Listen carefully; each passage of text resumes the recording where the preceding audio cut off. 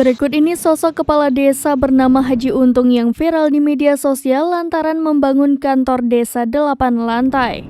Perlu diketahui, Haji Untung merupakan kades di Sembung, Kecamatan Banyu Putih, Kabupaten Batang. Kades berusia 63 tahun ini mendadak viral lantaran merupakan sosok di balik pembangunan kantor desa 8 lantai tersebut. Ia membangun kantor kepala desa itu tidak menggunakan dana desa atau bantuan pemerintah. Kantor desa itu dibangun dengan 8 lantai dan tingginya mencapai 35 meter. Bahkan, bangunan itu dilengkapi dengan lift yang memudahkan warga untuk naik ke setiap lantai. Anggaran yang dibutuhkan untuk membangun kantor 8 lantai tersebut sekitar 1,5 miliar rupiah. Untung juga mengungkapkan soal dana yang ia perlukan untuk membangun kantor kelurahan yang sangat megah tersebut. Pendanaan pembangunan kantor desa tidak menggunakan dana desa melainkan dari swadaya masyarakat dan juga dana CSR dari perusahaan yang ada di wilayah desa Sembung.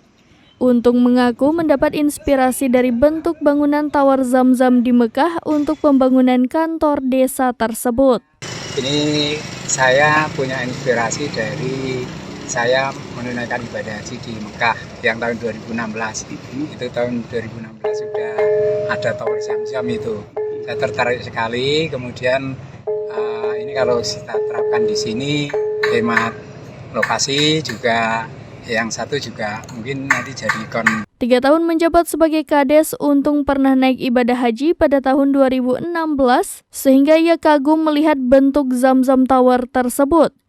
Selain itu, Untung beralasan jika bangunan dengan 8 lantai itu nantinya akan menjadi kantor desa sekaligus untuk kegiatan desa.